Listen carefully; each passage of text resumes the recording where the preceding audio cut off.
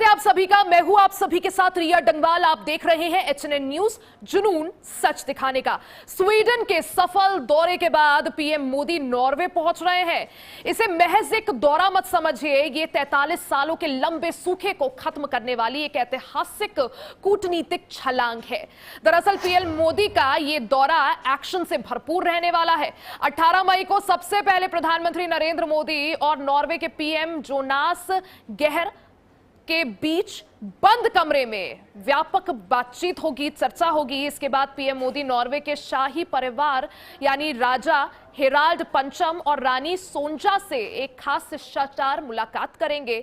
दोनों देशों के नेता भारत नॉर्वे बिजनेस एवं रिसर्च समिट को भी संबोधित करेंगे, जहां व्यापार, नवाचार, ब्लू इकोनॉमी को पंख लगाने वाली अहम डील पर मुहर लग सकती है।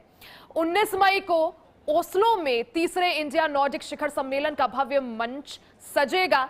इस महामंथन में पीएम मोदी के साथ नॉर्वे, डेनमार्क, फिनलैंड, आइसलैंड और स्वीडन के प्रधानमंत्री एक टेबल पर बैठेंगे। आपको बता दें कि भारत और नॉर्डिक देशों के बीच व्यापार 19 अरब डॉलर तक पहुंच चुका है और करीब 700 नॉर्डिक कंपनियां भारत में धड़ल्ले से काम कर रही हैं। यह सम्मेलन सिर्फ व्यापार नहीं बल्कि विश्व की राजनीति में भारत के बढ़ते रुतबे का भी सीधा प्रसारण होगा।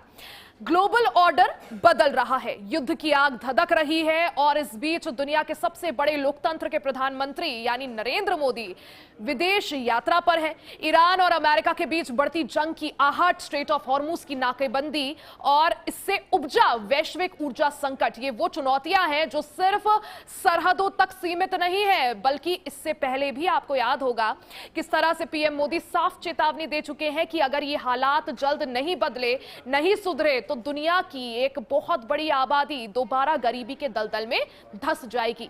विपक्ष का आरोप है कि जब देश के भीतर महंगाई, बेरोजगारी और अपनी खुद की आर्थिक चुनौतियां हैं तो वैश्विक संकटों पर इतनी बड़ी बड़ी बातें विदेशी मंचों से क्यों पीएम कर रहे हैं।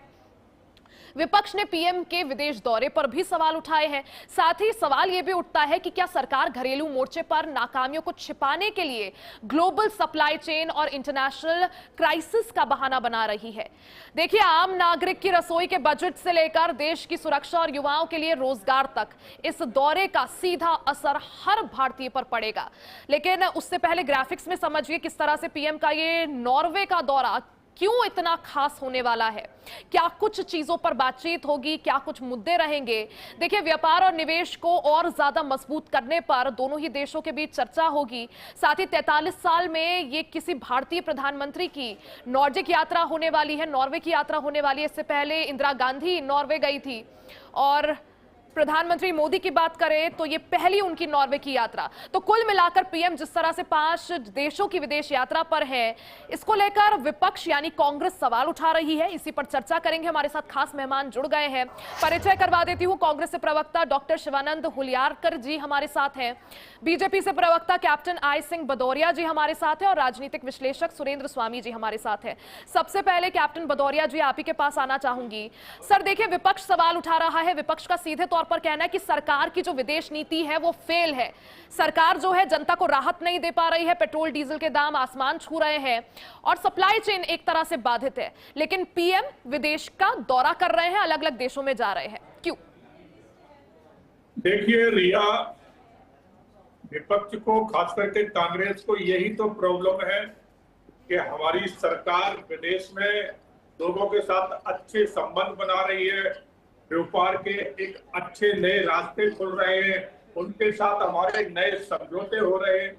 यही कांग्रेस को अच्छा नहीं लग रहा क्योंकि कांग्रेस अपने कार्यकाल में तो कुछ कर नहीं पाए, किसी से संबंध अच्छे बना नहीं पाए। ये हमारी वॉइस इको बहुत कर रही है रिया, इसको थोड़ा ठीक करा है। जी सर, मैं बोलती हूँ पीसीआर को कि अगर ये वॉइस जो एको कर रही है सर के कान में वो दुरुस्त कराई जाए। सर, आप एक बार कंप्लीट कर लीजिए।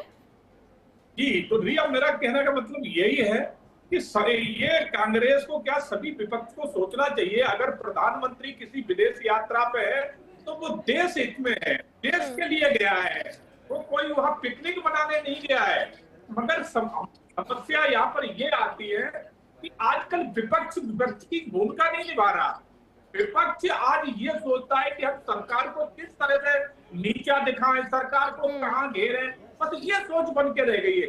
जिस ये सोच लेंगे कि प्रधानमंत्री किसी पार्टी का नहीं होता, प्रधानमंत्री देश का होता है, और प्रधानमंत्री जो भी कदम उठाता है वो देश हित में होता है, किसी के पर्सनल हित में नहीं होता। तो ये जिस दिन ख्याल कांग्रेस के दिमाग में आ जाएगा, शायद तो उस दिन हमारे देश में बहुत कुछ आगे एडवांस होने का मौका मिलेगा। तो ये कांग्रेसियों को सोचना चाहिए, मगर ये नहीं सोच पाएंगे। रिया, सबसे बड़ी बात यह है कि इनका नेता ही पॉजिटिव नहीं है, इनका नेता ही नेगेटिव सोचता है, तो फिर प्रवक्ता और इनके जो भी नेता हैं वो तो फिर नेगेटिव सोचेंगे, वो कमियां ढूंढेंगे।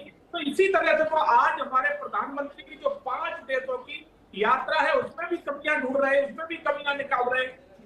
ठीक है, यानी आप कह रहे हैं कुल मिलाकर 140 करोड़ भारतीयों के लिए ये यात्रा जो है की जा रही है, ताकि अलग अलग देशों के साथ जाकर अलग अलग समझौते या डील्स किए जा सके, जिससे सीधे तौर पर लोगों को फायदा हो।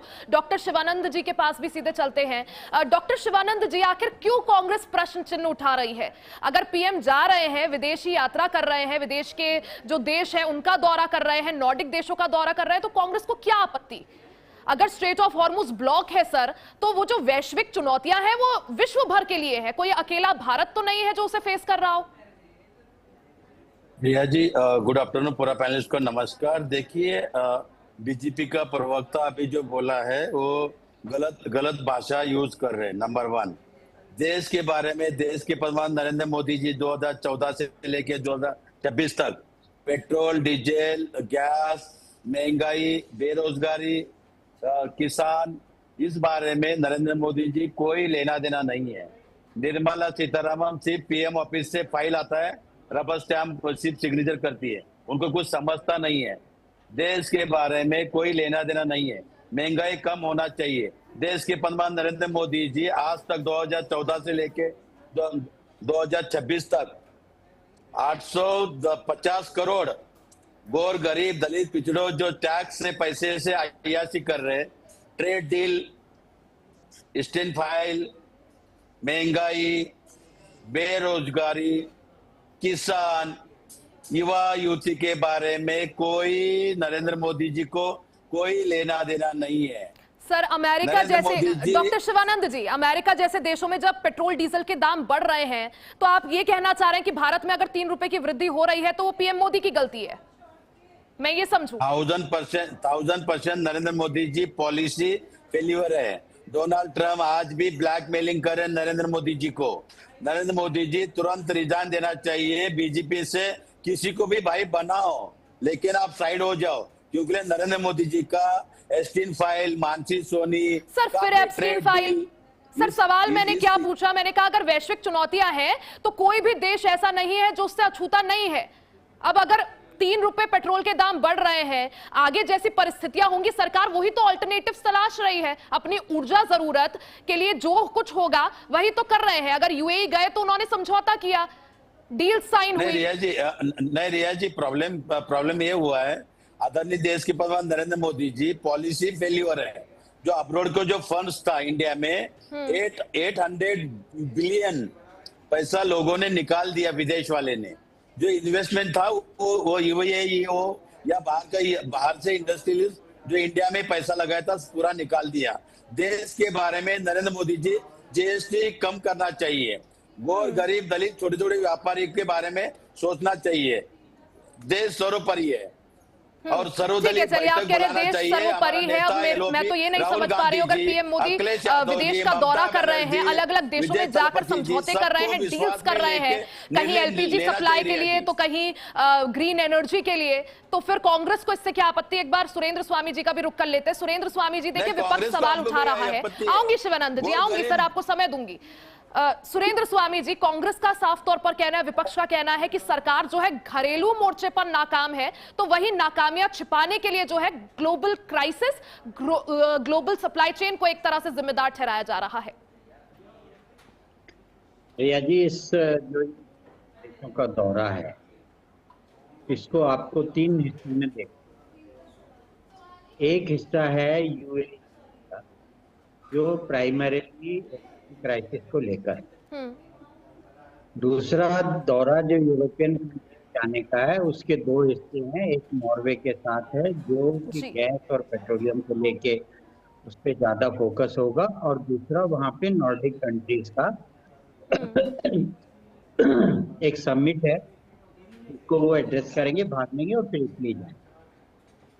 तो वो जो यूएई गए हैं, मोदी गए थे, तो उसमें ये एग्रीमेंट हुआ है। तो यूएई ने ये एग्री किया है कि एक तो जो उनके रिजर्व हैं जो इंडिया के पास है, उसमें फ्लेक्सिबिलिटी होगी इंडिया को यूज करने के लिए। जी। और दूसरा वो कोशिश एक्सपेडाइट करेगा कि जो अल्टरनेटिव रूट है, ईरान अगर यूएई अगर हॉर्मुज से नहीं भेज सकता है तेल और गैस, तो क्या वो पाइपलाइन के जरिए सीधे गल्फ ऑफ ओमान में लोड कर सकता है कि नहीं। और जी। उस पे वो काम पहले ही चल रहा था। जर्नी उन्होंने कहा है कि हम एक्सपेडाइट करेंगे और अभी जितनी हम कर पा रहे हैं उससे डबल सप्लाई हम 27 आते आते शुरू कर देंगे। तो एक ये वहां पे था कि हमारी जो रिक्वायरमेंट्स हैं गैस की और ऑयल की, उसको हम यूएई से करें। और अगर एक बार यूएई से पाइपलाइन शुरू हो जाती है तो फिर सऊदी अरेबिया और ओमान भी इसमें कनेक्ट हो जाएंगे। दूसरी बात है नॉर्वे। नॉर्वे पहले भी हम लोगों ने एलपीजी और पीएनजी के लिए उनसे बातचीत जी। की थी, और नॉर्वे में काफी बड़े रिजर्व्स हैं ऑयल और नेचुरल गैस के, और इसीलिए नॉर्वे में इस बात पर भी फोकस होगा। इसके अलावा ये जो नॉर्डिक कंट्रीज को लेकर के, नॉर्डिक कंट्रीज आपको मालूम है वहाँ 5 देश हैं, स्वीडन, फिनलैंड, नॉर्वे, नीदरलैंड और आइसलैंड। तो इनको एक नॉर्डिक कंट्री कहा जाता है। पिछले साल मई में इनको वहाँ जाना था, मोदी जी को प्रोग्राम था, लेकिन ऑपरेशन सिंदूर की वजह से वो प्रोग्राम मेटलाइज नहीं हुआ, नॉर्डिक विजिट, नॉर्डिक कंट्रीज के समिट के लिए। तो वो इस बार वो प्रोग्राम बना। तो उनका आपको मालूम नहीं है, वहाँ एक नॉर्डिक मॉडल कहलाता है। नॉर्डिक मॉडल पूरी दुनिया में फेमस है। हालांकि छोटे देश हैं, लेकिन वहाँ पे लिविंग स्टैंडर्ड बहुत हाई है। वो क्लीन और ग्रीन एनर्जी पे काम करते हैं, और उनकी जो मैन्युफैक्चरिंग इलेक्ट्रॉनिक्स और इलेक्ट्रिकल और ऑटोमोबाइल की मैन्युफैक्चरिंग में वो लोग ज़्यादा है। फार्मास्यूटिकल भी उनका है, ब्लू इकोनॉमी मतलब जो मछली पालन और इसमें उनका है। फिर वहीं पे आर्कटिक है, और यानी आर्कटिक सुरेंद्र बहुत स्वामी जी, कुल इम्पोर्टेंट। मिलाकर सकारात्मक तरह से देखें पीएम का ये दौरा जो 5 देशों का है, और जिस वक्त ये हो रहा है इतने क्रूशियल मोमेंट पर। हाँ यही है। नहीं देखिए, क्रूशियल जो हमारा एनर्जी क्राइसिस पूरी दुनिया में है, मैंने कहा कि 3 हिस्से हैं। एक हिस्सा यूएई और नॉर्वे का एनर्जी क्राइसिस को लेकर है, दूसरा जो हिस्सा है वो नॉर्डिक कंट्रीज की विजिट को लेकर के है। अभी हमने जनवरी में यूरोपियन यूनियन के साथ एक फ्री ट्रेड एग्रीमेंट किया था, जिसको हम लोग CFTA कहते हैं, यूरोपियन फ्री ट्रेड एग्रीमेंट। तो उसमें फॉलो अप है, और ये जो 5 कंट्रीज हैं इसमें से 3 कंट्रीज फुल मेंबर हैं और 2 भी इन्हीं की वजह से उनसे जुड़े हुए हैं। तो उसमें जो एग्रीमेंट्स हुए थे, उन एग्रीमेंट में आगे किस तरह से बढ़ना है। बिल्कुल, यानी जिस तरह से स्वीडन से रवाना हुए पीएम मोदी कुछ ही देर में नॉर्वे पहुंचेंगे, और ये पहली यात्रा है पीएम मोदी की नॉर्वे में। क्या कुछ बड़ा इस दौरान होता है वो देखना भी जरूरी होगा। कैप्टन भदौरिया जी, देखिए मंच से खुद नीदरलैंड में पीएम मोदी ने कहा था कि ये दशक आपदाओं का दशक है। पहले कोरोना काल, उसके बाद युद्ध, और अब जो चुनौतियां सुरक्षा जरूरतों को लेकर भारत या अन्य जो देश हैं वो फेस कर रहे हैं। पीएम ने यह भी माना कि अगर हालात अभी काबू नहीं किए गए तो आने वाले दिन और ज्यादा बेकार हो सकते हैं, बदतर हो सकते हैं। आपकी सरकार के पास क्या प्लान है अब आगे के लिए? अभी स्थिति जो है वो जस की तस है, वहां पर स्ट्रेट ऑफ हॉर्मुज में नाकेबंदी जारी है, ब्लॉकेड जारी है। अगर चैलेंज ऐसे ही बढ़ता रहे या स्थिति ऐसी ही बने रहे तो आने वाले दिनों के लिए क्या कुछ प्लान? क्योंकि चर्चाएं ये भी है कि अगर स्थिति ऐसी ही रही, हो सकता है पेट्रोल और डीजल के दाम और ज्यादा बढ़े। देखिए, मंच पे खुद नीदरलैंड में पीएम मोदी ने कहा था कि आपदाओं का। भदौरिया जी, आवाज मिल पा रही है आपको? चुनौती और सुरक्षा जरूरत को लेकर भारत या पीएम ने ये भी कहा कि अगर हालात कभी काबू किए गए तो आने वाले बेकार हो सकते हैं। आपकी सरकार के पास क्या प्लान है? अरे टीवी पे हो, डिबेट पे करता हूँ। कैप्टन भदौरिया जी, आवाज मिल पा रही है सर आपको? तो आपने जो कहा बिल्कुल सही है कि हमारी सरकार इसीलिए, प्रधानमंत्री अगर 5 देशों की यात्रा कर रहे हैं तो इसलिए कर रहे हैं कि सबसे पहले हमने यूई से जाके संपर्क साधा।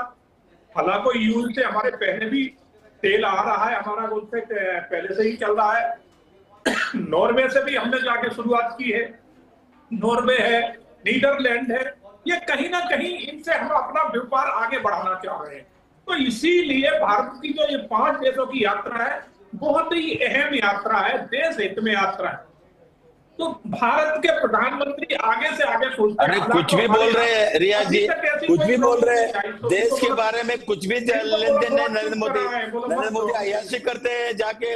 नरेंद्र मोदी देश के बारे में कौन सा अच्छा काम किया, कौन सा अच्छा काम किया? नरेंद्र मोदी देश के बारे में 10 काम बोलो। नरेंद्र मोदी युवा युद्ध के बारे में क्या सोचे? महंगाई कम कीजिए, जीएसटी कम कीजिए, कोई लेना देना नहीं है देश के बारे में। नरेंद्र मोदी जी सिर्फ घूमने डॉक्टर शिवानंद करने जाते हैं। डॉक्टर शिवानंद जी कंप्लीट कर लेने दीजिए ना सर उन्हें। नहीं है, जब कहने को कुछ नहीं होता तो ये बीच में बोल के डिबेट को जो है ना डिस्टर्ब करते हैं। ये इनकी औकातें हैं, यही कांग्रेसियों की औकातें हैं। जब इनके पास कहने को कुछ नहीं है तो बीच में बोलना शुरू कर देते हैं। लेकिन कैप्टन भदौरिया जी, सर भारत अपनी जरूरत का 80% जो पेट्रोल डीजल है वो बाहर से इंपोर्ट करता है, और अगर मैं एलएनजी की बात करूं, एलपीजी की बात करूं, तो भारत अपनी जरूरत का 60% बाहर से इंपोर्ट करता है। अब सर ऐसे में जब ग्लोबल क्राइसिस का ये समय है, क्या समझा जाए आगे चलकर? अगर यही सिचुएशन रही तो कैसे मैनेज किया जाएगा? पीएम मोदी अपील कर रहे हैं वर्क फ्रॉम होम की, पीएम मोदी अपील कर रहे हैं कि पेट्रोल डीजल कम इस्तेमाल करिए, लेकिन क्या ये इनफ होगा, ये काफी होगा सर? निश्चित तौर पर रिया, भारत का यही प्रयास है कि भारत अपनी जरूरतें बड़े जिस तरह से अभी हम सर्वाइव कर रहे हैं आगे भी इस तरह करेंगे। हमारे पास 70 डेज का तो वैसे ही भंडारण है, 70 डेज तक तो हमें सोचने की जरूरत नहीं है। मगर हम नहीं चाहते कि हमारे देश में जो भंडारण है हम उसको कहीं से कहीं कुंजम करें। वो तो हमारा रिजर्व है, हम उसको टच नहीं करेंगे। मगर हम ऐसे रास्ते बना रहे हैं कि अगर ये हॉर्मुज का रास्ता नहीं खुलता है, यहाँ कोई सोल्यूशन नहीं निकलता है, मगर हमारे देश को कोई दिक्कत ना आए, हमारी जो सप्लाई चेन है उसमें कोई प्रॉब्लम ना आए, इसलिए हम नए नए रास्ते ढूंढ रहे हैं। सर डॉलर की वैल्यू बढ़ रही है, रुपया गिर रहा है। शिवानंद जी। जी रिया जी, देखिए देश सर्वोपरि है। आदरणीय देश के प्रधानमंत्री नरेंद्र मोदी जी कोविड के टाइम थाली बजा के उन्होंने लोगों को गुमराह किया। सेम आज भी देखिए, सोना मत खरीदो, लेकिन नरेंद्र मोदी थोड़ा तो सोचा है क्या? 2 करोड़ लेबर है काम करने वाले, उस बारे में क्या सोच रखा है? वो लोग कहे तो कहाँ जाएंगे? पूरी 2 करोड़ लोग पूरा इंडिया में बेरोजगारी चरम पथ पर है, महंगाई चरम पथ पर है। आप लोगों ने इस तरह से, दूसरी बात, अमेरिका आज ही धमकी दिया नरेंद्र मोदी जी को, पेट्रोल डीजल और गैस और बढ़ेगा दाम। कोविड से भी भयंकर प्रचंड 2 महीने रुकिए रिया जी, इतना भयंकर। नरेंद्र मोदी जी बोल रहे वर्क फ्रॉम होम करो, स्कूल बच्चों को मत भेजो, कार मत यूज करो, पेट्रोल ठीक है। नरेंद्र मोदी जो कह रहे हैं डॉक्टर शिवानंद जी वो ठीक है, लेकिन कांग्रेस के पास क्या कोई दूसरा रोड मैप है इस वक्त? कोई सजेशन है सरकार के लिए? कोई रोड मैप है आपके पास? कोई अच्छा सजेशन है तो बता दीजिए। जी जी जी 100% है। देखिए आदरणीय देश के प्रधानमंत्री नरेंद्र मोदी जी ना राजनाथ सिंह, नितिन गडकरी किसी मिनिस्टर के साथ, मंत्रिमंडल के साथ डिस्कस नहीं करते। कांग्रेस के एलओपी राहुल गांधी जी को विश्वास में लेके, अपोजिशन को सबको विश्वास में लेके कुछ सुझाव अच्छा कर सकते रियाज जी। आज देखिए मैं ये नहीं कह रहा हूँ, इतना ही है तो नरेंद्र मोदी जी चुनाव क्यों लिया? मैं पूछना चाहता हूँ, नितिन गडकरी ने 1000 करोड़ का एक रोड बनाया, अरबों करोड़ रुपए आप लोगों ने खर्चा किया, उस बारे में क्या रहा है? मैं भी हिंदू हूँ, कितना हिंदू को आप लोगों ने नौकरी जॉब दिया? पूछिए उनको। भ्रष्टाचार बड़े मायने में, पीएम फंड में आज भी रिपोर्ट हमारे पास, उधर इतना बड़े मायने में भ्रष्टाचार किया। तो जीएसटी कैंसिल करके महंगाई कम करना चाहिए रिया जी। और कितना भी मुश्किल हुआ तो मुश्किल घड़ी में हम लोग इससे भी मुश्किल घड़ी से हमने रास्ता निकाल सकते हैं। देखिए आदरणीय अभी स्वामी सर ने जो बताया उसमें तो थोड़ा दम है। उन्होंने ये बोला है कि सुझाव होना चाहिए, देश डेवलपमेंट, लेकिन नरेंद्र मोदी 5 कंट्री गए, कोई भी डेवलपमेंट नहीं रिया जी। सर आप कह रहे डेवलपमेंट नहीं है, यूएई के साथ जो ऑयल रिजर्व्स हैं उसके लिए निवेश वो ला रहे हैं। साथ ही उन्होंने सप्लाई चेन को लेकर जो है एलपीजी सप्लाई को लेकर डील की यूएई के साथ। नीदरलैंड गए तो सेमीकंडक्टर और चिप्स को लेकर डील हुई। रिया जी 9 आप कह साल रहे के हैं बाद कुछ डेवलपमेंट नहीं ला रहे हैं। नरेंद्र मोदी जी गए हैं, लेकिन ईरान आज तो भी अटैक यूएई के ऊपर पिकनिक कर करने रहे गए हैं, मतलब आज पिकनिक करने गए नहीं है हैं हम। डॉक्टर शिवानंद जी, पिकनिक करने गए हैं ना वो। डॉक्टर सुरेंद्र स्वामी जी, सर जिस तरह से अगर बात करें 3 रुपए पेट्रोल और डीजल के दाम बढ़े, सीएनजी महंगी हो रही है, अगर स्थिति ऐसी रही तो पीएम मोदी ने खुद कहा है कि चिंता का विषय है। और जिस तरह से पीएम अपील कर रहे हैं कि पेट्रोल डीजल कम से कम इस्तेमाल करें। जी सर, आ रही हूँ डॉक्टर शिवानंद जी, एक बार मुझे सवाल लेने दीजिए। डॉक्टर सुरेंद्र स्वामी जी, जिस तरह से पीएम मोदी अपील कर रहे हैं जनता से कि वर्क फ्रॉम होम जो है वो करके देखिए, साथ ही पेट्रोल डीजल जो है कम से कम इस्तेमाल करें, 1 साल तक सोना ना खरीदे, आपको लगता है सर इसका जो है असर दिखेगा या इससे फायदा होगा, या सरकार को कुछ और तरीके जो हैं वो देखने चाहिए? नहीं, और तो कोई तरीका है ही नहीं। जब आपके पास पैदाइश नहीं है और आप इंपोर्ट पर आपका सारा आधार है, तो अगर आप चाहते हैं कि आपकी फॉरेन एक्सचेंज गाड़ी के धुएं में नहीं उड़े, तो आपको अपना पेट्रोल का खर्चा कम करना होगा। अगर आप पेट्रोल का खर्चा कैसे कम होगा, कि आप कम यूज करेंगे तभी होगा, क्योंकि पेट्रोल तो मिलेगा लेकिन महंगा मिलेगा। महंगे के लिए हमें ज्यादा डॉलर खर्च करनी पड़ेगी। तो अगर हम अपनी फॉरेन एक्सचेंज को एक क्राइसिस में कंजर्व करते हैं तो हमारी इकोनॉमी पर उसका एडवर्स इम्पैक्ट नहीं आएगा। सोना भी फॉरेन एक्सचेंज से लिंक्ड है, पेट्रोलियम की बचत भी फॉरेन एक्सचेंज से लिंक्ड है, एडिबल ऑयल का कंजम्पशन कम करना भी फॉरेन एक्सचेंज से लिंक्ड है, विदेश यात्राओं को कम करना भी। तो ये जितने भी उपाय मोदी जी ने बताए हैं उस सबका लबोलबाब ये है कि हम अपनी फॉरेन एक्सचेंज को ना फूकें, और ये क्राइसिस का पीरियड है, आप कह रहे हैं ये एक अच्छा सॉल्यूशन है क्राइसिस को मैनेज करने के लिए। कैप्टन भदौरिया जी, क्या सिर्फ दूसरा सॉल्यूशन, एक तो ये सॉल्यूशन है, दूसरा ये है कि आप अल्टरनेटिव सोर्सेज हॉर्मुज को छोड़ के ढूंढिए। तो और मुझे लग रहा है सुरेंद्र स्वामी जी उस पर भी काम चल रहा है। हमारा अमेरिका से एलपीजी का एग्रीमेंट हुआ है, हमने अंगोला से एलपीजी का एग्रीमेंट किया है, नॉर्वे अभी आज पहुंच रहे हैं, वहां पे वो नॉर्वे में भी, यानी जो ऑल्टरनेटिव जो तरीके हैं, जो ऊर्जा जरूरत हम कैसे और पूरी कर सकते हैं, उसके लिए मुझे लग रहा है काम चल रहा है। सर माफी के साथ रोक रही हूँ, समय कम है। कैप्टन भदौरिया जी, सर फाइनल कमेंट आपसे चाहिए। 43 सालों बाद ये पहली बार है जब कोई भारतीय प्रधानमंत्री जो है नॉर्वे पहुंच रहा है। इससे पहले इंदिरा गांधी गई थी। पीएम मोदी का पहले नॉर्वे यात्रा, क्या जनता क्या उम्मीद लगाए, भारत के 140 करोड़ लोग क्या उम्मीद लगाए इस यात्रा से? नहीं, देखिए मेन तो देखिए इसमें आपको जो मेन इशू है वो यही है कि एक तो इमीडिएट क्राइसिस एलपीजी और ऑयल के लिए नॉर्वे विल सपोर्ट, ये उम्मीद हम कर रहे हैं कि वो उनके रिजर्व से हमें देंगे। दूसरा ये है कि उनकी जो टेक्नोलॉजी है, ग्रीन टेक्नोलॉजी, और खास तौर से उसमें हाइड्रोजन बेस्ड टेक्नोलॉजी जो है उस पर हम तेजी से अब काम करना चाहते हैं। और ये जो नॉर्डिक कंट्रीज हैं इनका यानी कई मायनों में ये जो दौरे हैं वो बेहद खास, कहीं एग्रीमेंट्स हो रहे हैं, कहीं डील्स हो रही हैं। आप तीनों का ही बहुत बहुत शुक्रिया हमारे साथ जुड़ने के लिए, समय देने के लिए। देखिए ग्लोबल ऑर्डर बदल रहा है, युद्ध की आग धधक रही है, और इस बीच दुनिया के सबसे बड़े लोकतंत्र के प्रधानमंत्री यानी नरेंद्र मोदी विदेश की यात्रा पर है। 5 देशों की उनकी यात्रा, जिसमें यूएई, उसके बाद नीदरलैंड, स्वीडन कंप्लीट हो चुका है। आज वो नॉर्वे पहुंचेंगे और कई उम्मीदें जनता उनके इस दौरे से लगा रही है। इसी के साथ इस खास बुलेटिन में सिर्फ इतना ही। बने रहे हमारे साथ, देखते रहे एचएनएन न्यूज, जुनून सच दिखाने का।